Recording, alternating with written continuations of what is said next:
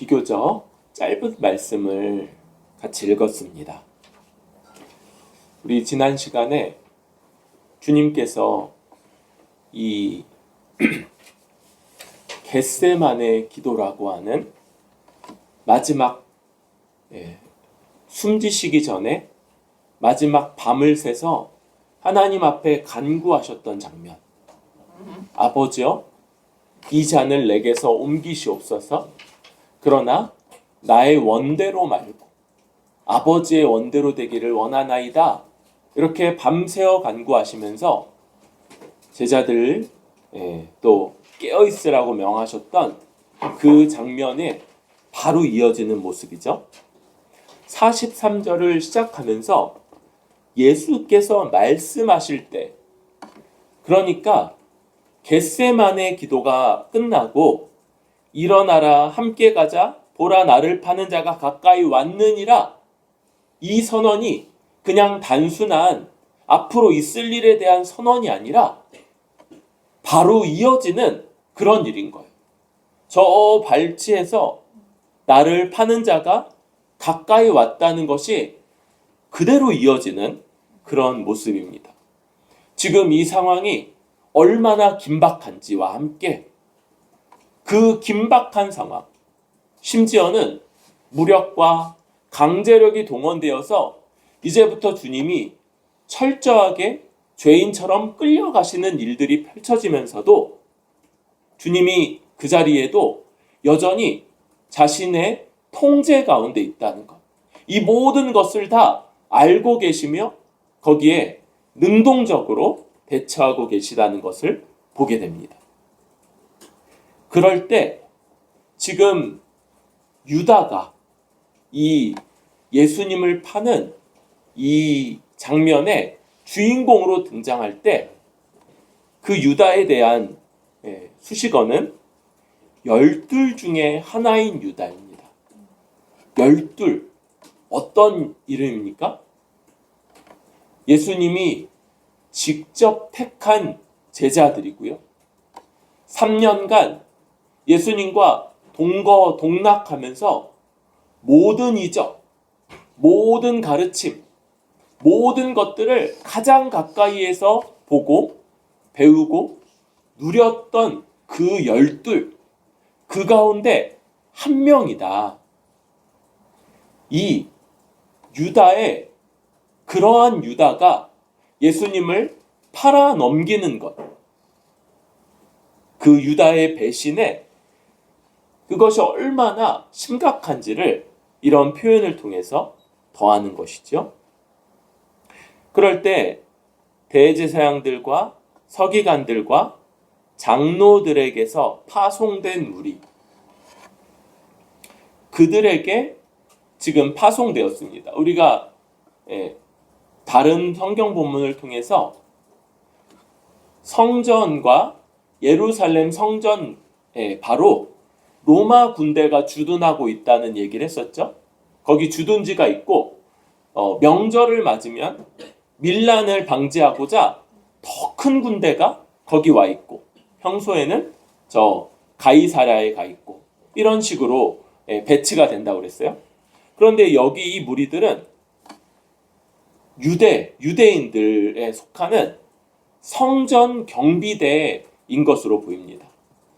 예수님을 체포하기 위해서 동원된 이들은 유대의 권력 아래, 그들의 명령 아래 있는 성전 경비대인 것이죠. 그래서 요 대표적인 표현, 저 사내들인 공회의 명령을 따르는 그런 무리가 검과 몽치, 칼과 몽둥이를 들고 예수님을 잡으려 유다와 함께하고 있는 것입니다. 44절에 그들하고 유다가 이미 신호를 짰는데 입맞추는 것, 그게 신호라고 그래요. 예수님이 성전에서 그렇게 주목받는 인물이었기 때문에 저 성전 경비대나 저 사람들도 다 예수님이 누군지 알았을 거다라고 생각도 할 수 있지만 지금이 어떤 시각이에요? 아직도 닭이 안 울었어요.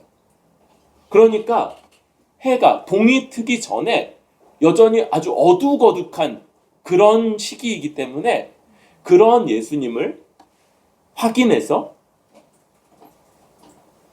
오류가 없이 잡아가기 위해서 이런 신호가 필요했다고 할 수 있겠습니다. 아주 그러니까 도망갈 수 없이 실수 없이 이 스승을 팔아넘기기 위한 그런 계획을 짜고 있는 것이죠. 그 표시가 입맞춤이고 유다는 그대로 실행하죠. 예수님께 와서 랍비여, 스승님 그러면서 입맞춤으로써 그는 그 계획한 바를 다합니다. 입맞춤 그러니까 우리에게는 좀 낯설어 보일 수 있지만 당시에는 스승과 제자, 랍비와 제자 사이에 일반적인 인사였어요. 그러니까 전혀 남들이 보기에는 전혀 이상해 보이지 않는, 그러나 그가 지금 이끌고 온 저 성전 경비대에게는 저 사람이 당신들이 잡아야 할 자다라는 걸 분명하게 알려주는 그런 신호인 것이죠. 12 중에 하나로서 예수님을 스승님, 랍비어라고 부르는 이가 스승을 향한 제자의 문안 인사, 입맞춤이라는 방식으로 예수님을 팔아넘기는 배신. 이 배신의 장면이 아주 극적으로 묘사되고 있는 것, 이것이 이 첫 장면의 모습입니다. 그래서 이제 예수님이 잡히게 돼요. 예수께 손을 대어 잡는 모습이 나타나는데, 그런데 47절에 곁에 서 있는 자 중에 한 사람이 칼을 빼어 대제사장의 종을 쳐 그 귀를 떨어뜨리는 이런 장면이 나타납니다. 여러분, 여기에는 마가복음이 제일 함축적이라고 그랬죠? 그래서 이 예수님 편에서 칼을 빼서 그 칼을 휘두른 사람 누구예요? 그렇죠? 다른 성경을 통해서 그가 베드로라는 걸 알고 있어요. 그렇게 해서 저 성전 경비대 쪽에 대제사장의 종으로 귀가 떨어진 사람, 그 사람은 말고, 너 말고 할 때 그게 아니고 이름이 말고죠. 말고. 그리고 여기는 아예 다 생략되어 있지만 예수님이 베드로를 책망하시며 만류하셨고, 심지어는 그 말고에 떨어진 귀를 주어서 다시 붙여주시는 이 치유의 이적까지 행해주시는 것이죠. 그러면서 자기를 잡으러 온 무리에게 말씀합니다. 너희가 강도를 잡는 것 같이 검과 몽치를 가지고 나를 잡으러 나왔느냐? 지금 예수님을 강도, 그러니까 일반적인 도둑, 범죄자를 잡는 그러한 방식으로 너희가 나를 잡으러 왔구나. 그런데 그럴 필요가 없었어요. 49절, 내가 날마다 너희와 함께 성전에 있으면서 가르쳤으되 너희가 나를 잡지 아니하였도다. 아니, 내가 성전에서 너희를 가르칠 때 얼마든지 와서 나를 잡을 기회들이 많이 있었는데 너희가 그때는 잡지 않더니 지금 나를 마치 범죄자를 구속하기 위해 찾아온 것처럼 칼과 몽치를 들고 왔구나. 그런데 그거 성경을 이루기 위한 것이다. 아무 죄도 없으신 분이 철저하게 강도와 같이, 이 강도와 같이는 어디까지 이어져요? 십자가상에서 두 강도 사이에 예수님이 매달리는 것까지 이어지게 되죠. 여기에서 이 저들이 예수님을 범죄자 취급하면서 잡고자 하는 그 방식, 검과 몽치를 가지고 칼과 몽둥이라는 방식, 이 폭력적인 도구와 똑같이 폭력으로 똑같이 칼을 들어서 방어하고자 했던 베드로를 만류하시고 오히려 그 자기를 잡으러 온 저 말고의 귀를 다시 치유해 주시는 이러한 장면들을 통해서 이 폭력과 세상의 특징, 폭력성과 그에 대해서 반대하시고 그를 거부하시는 예수님의 모습이 두 번째로 좀 보여지는 것 같습니다. 이렇게 말씀이 성취될 때 50절에 제자들이 다 예수를 버리고 도망해요. 여러분 51절과 52절은 사족과 같습니다. 50절에 이미 내용이 다 있어요. 제자들이 한 명도 남김없이 예수님이 말씀한 대로 너희가 다 나를 버릴 거다 말씀했던 대로 다 예수님을 버리고요. 다 도망했어요. 여러분 이거면 51절 52절은 필요가 없어요. 그런데 사족과 같이 굳이 이렇게 기록합니다. 한 청년이 있어.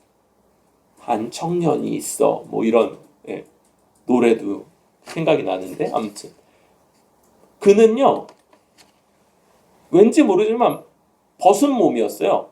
배혼이불 하나를 이렇게 두르고 있었는데 그러면서 예수님을 따르고 있는 자였는데 무리에게 잡힐 위험에 처하자 그 자기를 못 잡게 그 배혼이불을 다 벗어 던져버리고 그리고 벗은 몸으로 도망했다.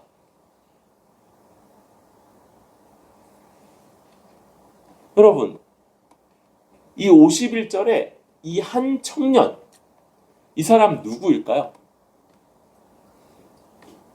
보통은 이 마가복음의 저자인 마가일 거다 그렇게 봅니다.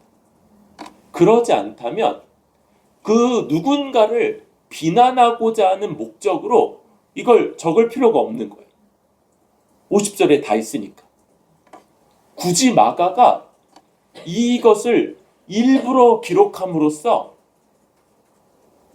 자기도 이 성경을 기록하고 나중에도 주를 따랐던 이 마가 요한 이 사람도 그 예수님을 버리고 도망했을 뿐 아니라 아주 수치스럽게 벌거벗은 몸으로 자기 한 목숨을 구하기 위해서 자기가 그 사람들 앞에서 벌거벗어지는 것까지 감수하면서 그렇게 도망했던 인물이라는 걸 굳이 이렇게 기록하고 있는 것 여기까지가 오늘 우리가 좀 주목하고 적용하고자 하는 그런 말씀이라고 보여집니다. 우리 먼저 이 유다를 통해서 볼 때 배신이죠, 배신. 그것도 가장 극심한 배신이라는 것이 강조되는 배신입니다. 이 사전을 좀 찾아보니까 믿음이나 의리를 저버림 이렇게 배신이 사전적 의미로 나와요. 우리가 이 유다가 예수님을 은 30데나리온 한 달치 월급 얼마인가요? 200, 300, 400 그거에 지금 팔아넘기는 자기 유익을 위해서 예수님을 팔아버리는 이 배신을 저지르는데 그게 얼마나 합당치 않은지 12 중에 한 명이며 예수님을 랍비어 예수님을 스승이라고 부르는 스승을 파는 제자 더군다나 스승을 공경하며 높이고자 하는 방식의 인사인 입맞춤이 그를 팔아넘기는 신호라는 걸 생각할 때 이 유다가 행한 배신이 얼마나 처절한 배신인지, 얼마나 극심한 배신인지를 생각하게 됩니다. 우리는 여기서 유다가 결국 자기의 이익, 경제적 이익을 추구할 때 그의 삶에 필연적인 귀결이라는 걸 생각하게 돼요. 여러 성경이 말합니다. 디모데전서 6장 10절.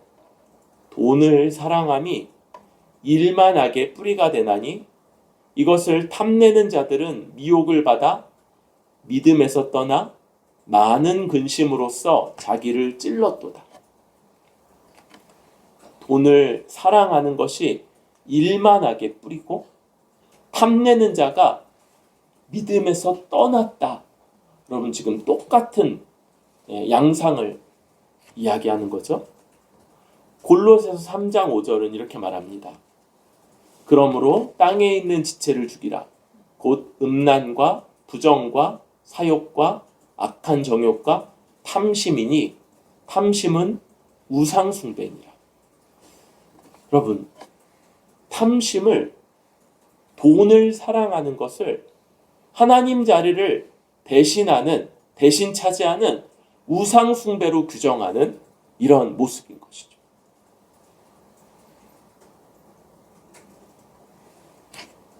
그러니까 여러분,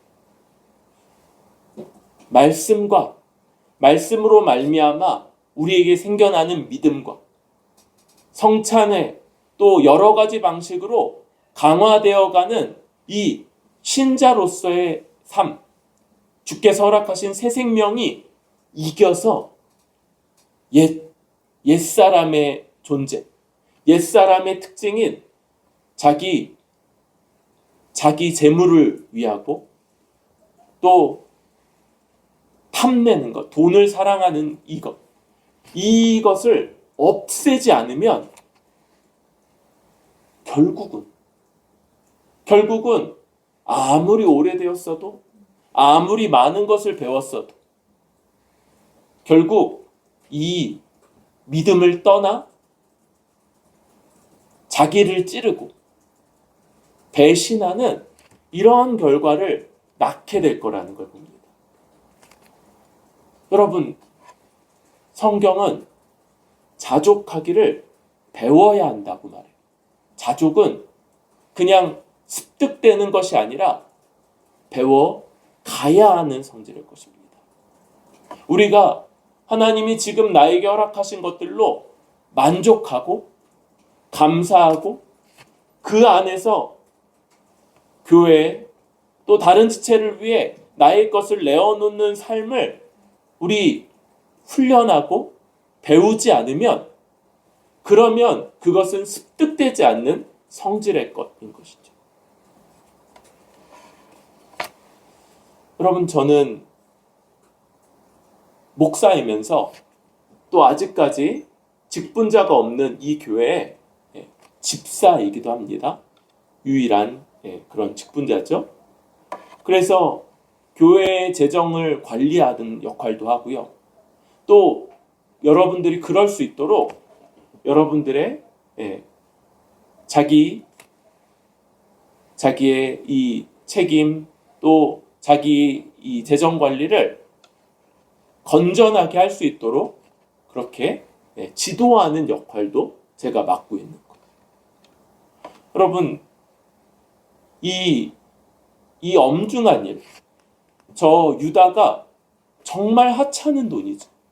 아니, 몇십억도 아니고 고작 200~300밖에 안 되는 한 달치 월급 정도로 자기 스승을 팔아버리는 이 엄청난 배신을 행한다는 것들을 생각하면서, 여러분, 결국은 하나님을 섬기냐 아니면 돈을 섬기냐, 돈을 사랑하는 것이 결국은 믿음에서 떠나게 만드는 요인이 된다는 것을 기억하고 이 자족의 훈련을 힘써 행해갈 수 있기를 바랍니다.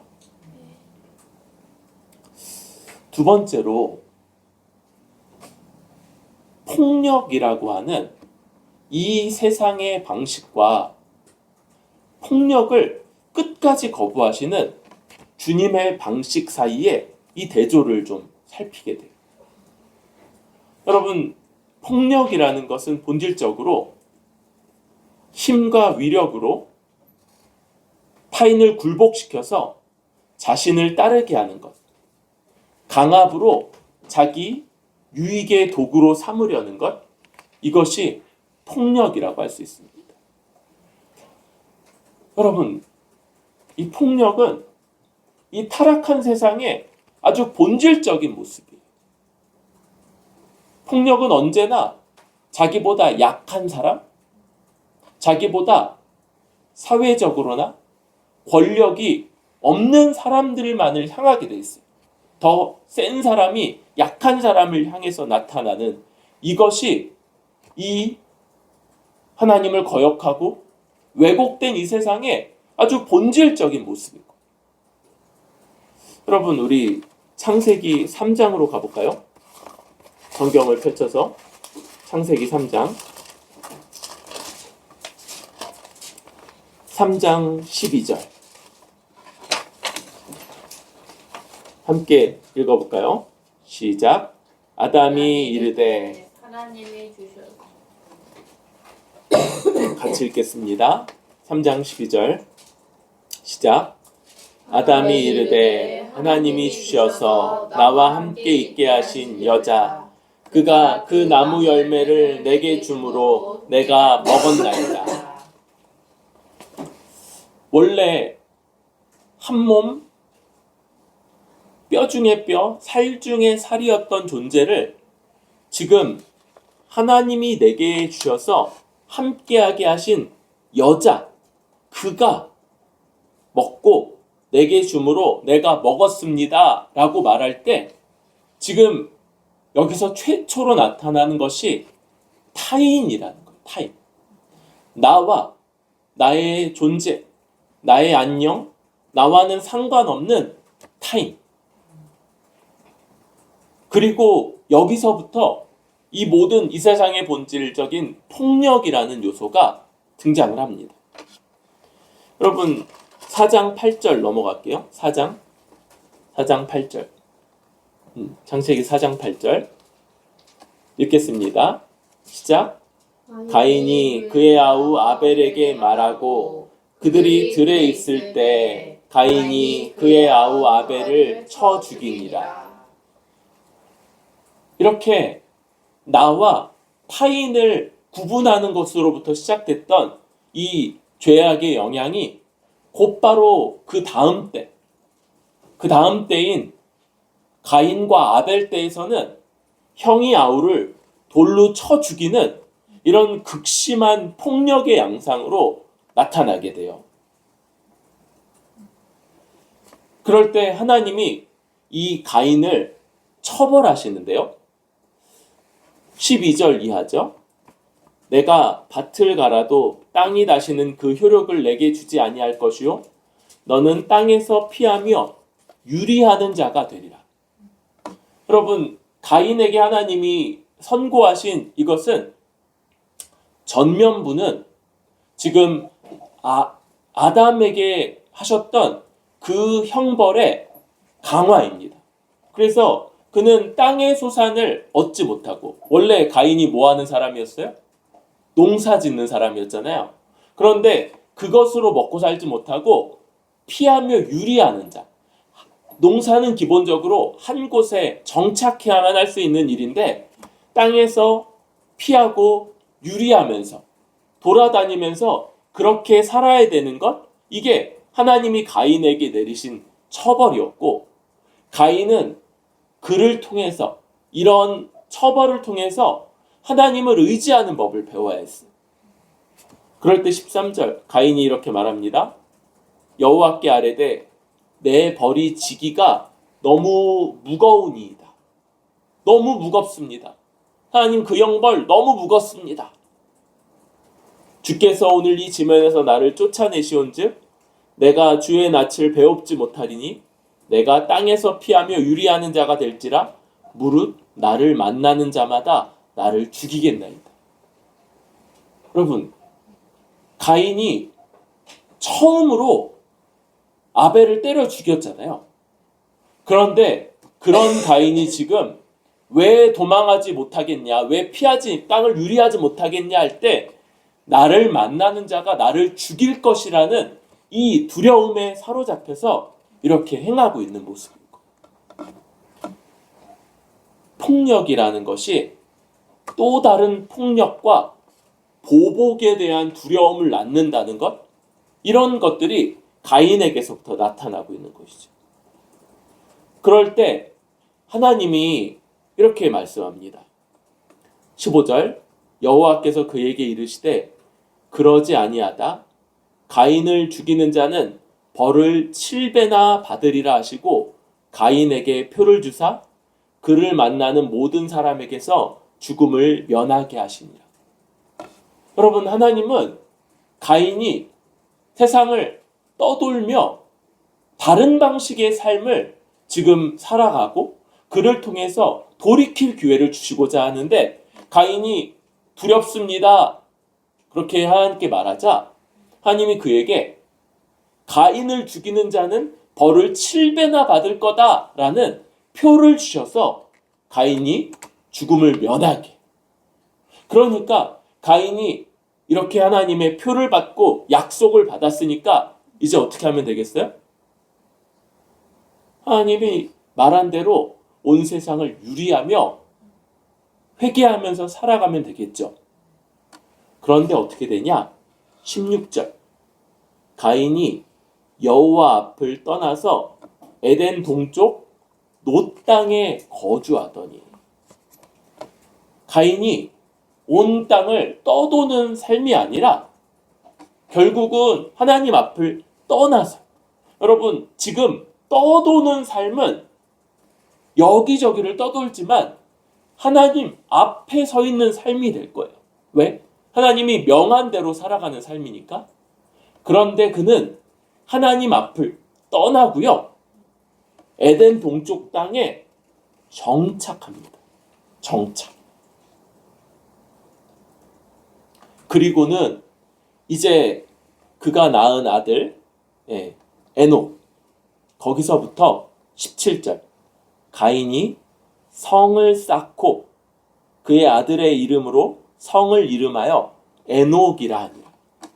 이제 그 놋에 정착해서 거기에 성을 쌓고 다시 정착하는 생활을 하는 것. 어떤 문제가 발생하겠어요?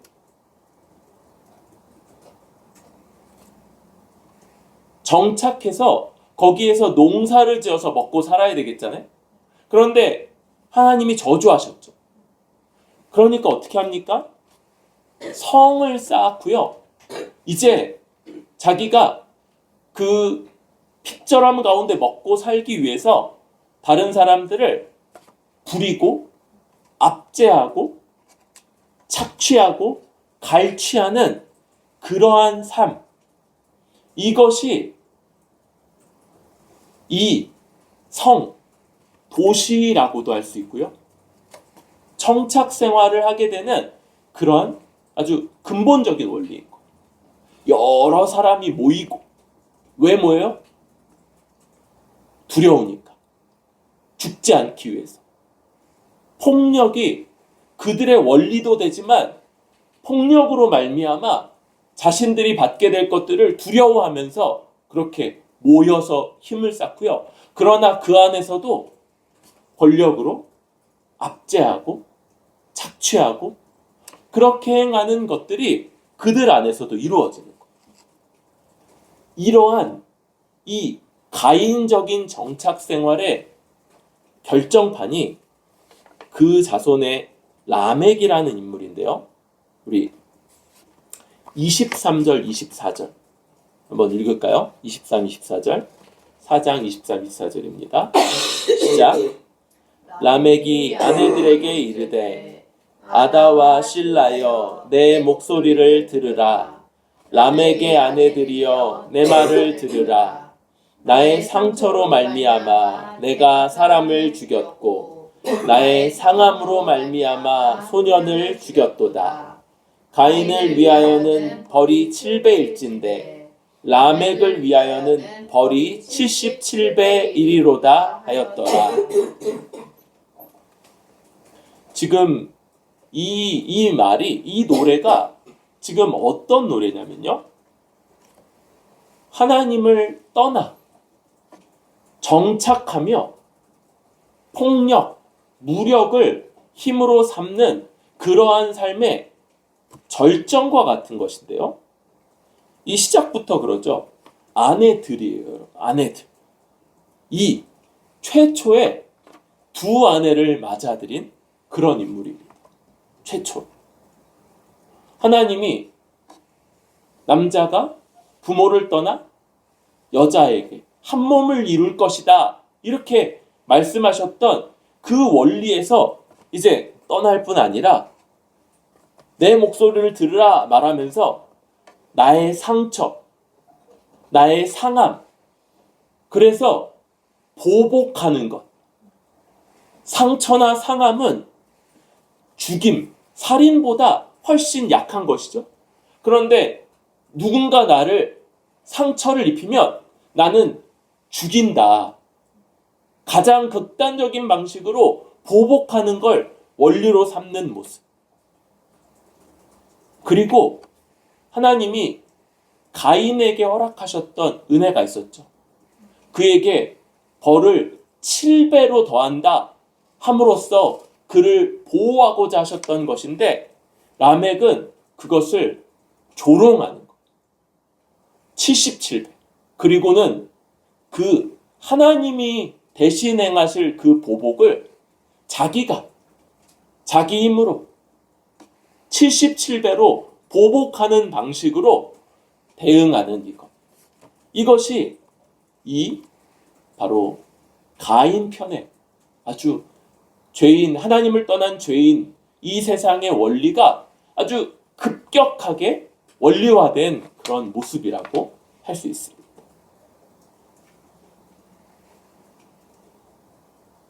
여러분,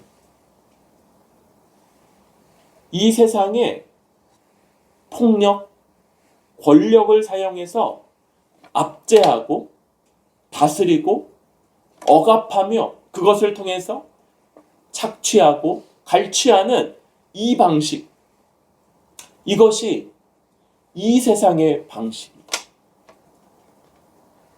그런데 주님은 이 방식에 대응하시고 이 방식을 끝까지 참여하지 않으십니다. 자기를 잡으러 오는 자들에게 무력으로 대항하는 걸 금하시고요. 자기를 무력으로 잡는 자를 오히려 치유해 주시는 모습으로 여기에 대응하지 않으시는 거죠. 더 나아가서 어떻게 합니까? 오히려 그들에게 그들의 원리로 잡혀서 부당하게 고난당하시고 모욕당하시고 죽으시는 그 방식으로 그 세상의 원리를 깨트리시는 것. 이것이 우리 주님이 대응하시는 방식이고, 그로 말미암아 세워가시는 이 하나님 나라의 방식이고. 여러분, 깨어있지 않으면 우리는 칼에 칼, 눈에 눈, 이에 이, 그리고는 성경을 인용하죠. 성경대로. 여러분, 아니에요. 주님이 뭐라고 말씀하시냐면 바로 마태복음에서 이 베드로에게 하는 말씀이죠. 이에 예수께서 이르시되 내 칼을 도로 칼집에 꽂으라. 칼을 가지는 자는 다 칼로 망하느니라. 여러분, 폭력을 행하는 자, 폭력을 힘으로 삼는 자, 언제나 자기도 똑같은 보복, 똑같은 그런 것을 당하게 될 것을 두려워하고요. 그래서 이 악순환, 끊임없는 악순환 가운데 빠지는 거예요.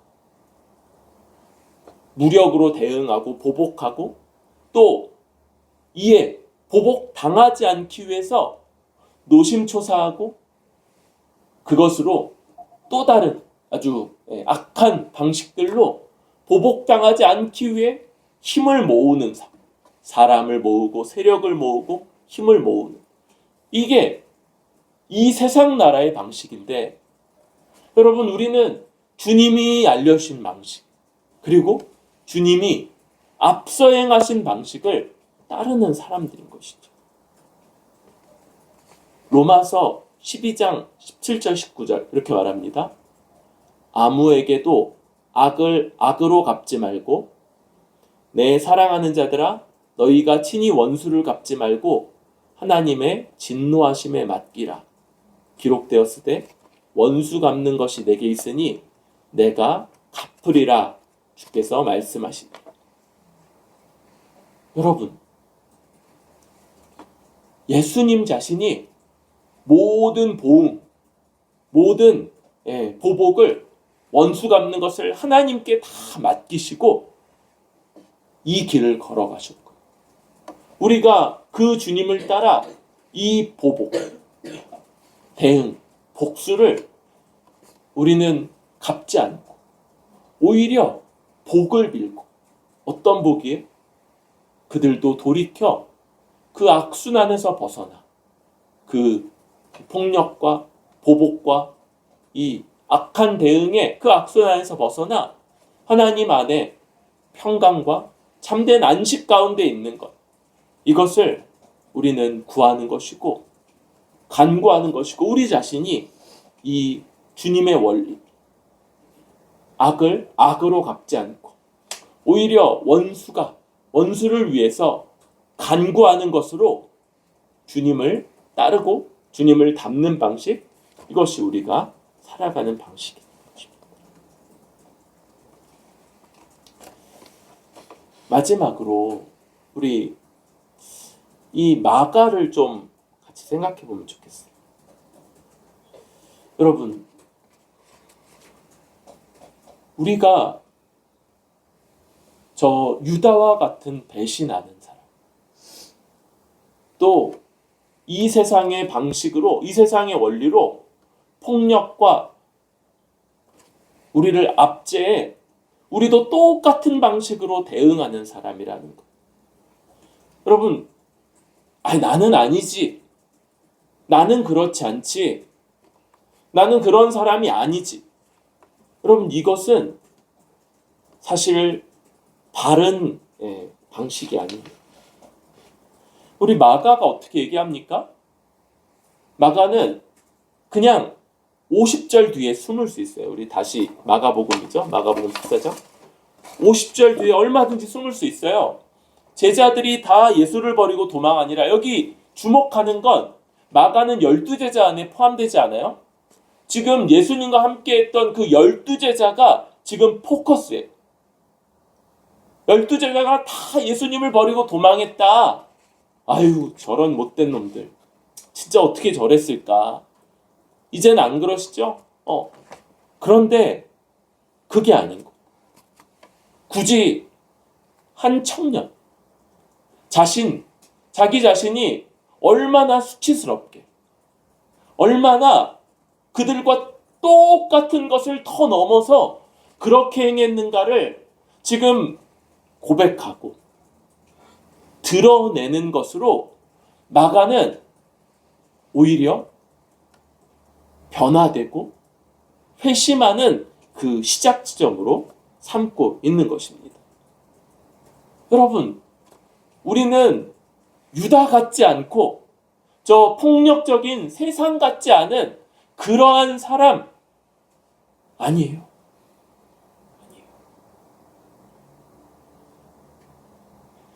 우리는 본질상 유다랑 똑같이 정말 큰 은혜를 받았는데 정말 큰 사랑에 빚진 자인데 내가 교회로부터 돌봄을 받고 섬김을 받고 그렇게 여기까지 왔음에도 불구하고 조그만 혹은 조그만 마음에 얹지 않은 일이 생기면 얼마든지 배신하는 그런 자.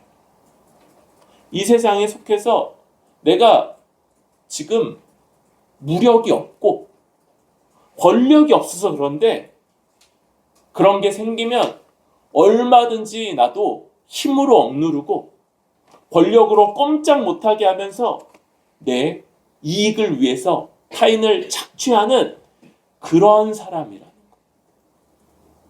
여러분, 이 자기 자신에 대한 깊은 이해, 자신의 죄인됨에 대한 이해가 여러분 우리 이런 마가와 같은 자기 이해가 있습니까? 마가와 같이 자기 자신을 깊이 성찰하면서 그 수치스럽고 그 비참하고 그 악함을 직면합니까? 우리 주 예수 그리스도의 십자가가 우리에게 보여주는 바, 그 놀라운 자비와 그 은혜와 그 사랑의 크기는 그저 괜찮은 자를 더 낫게 줬다는 데 있는 것이 아니라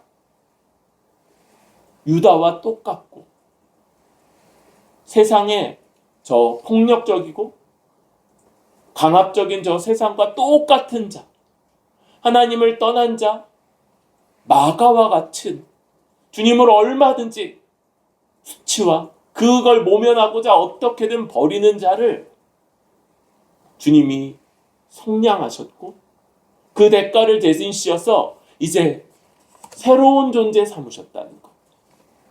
여러분, 우리에게는 그래서 정체성이 늘 두 개가 같이 있다고 그랬죠? 우리는 의인이면서 죄인인 사람. 이제 좀 나아진 죄인이 아니고 완전한 의인. 동시에 유다 같고 세상 같고 마가 같은 배신하는 자요, 폭력적인 자요, 주님을 얼마든지 버리는 그런 자인 우리. 이 정체성을 그대로 갖고 있는 사람.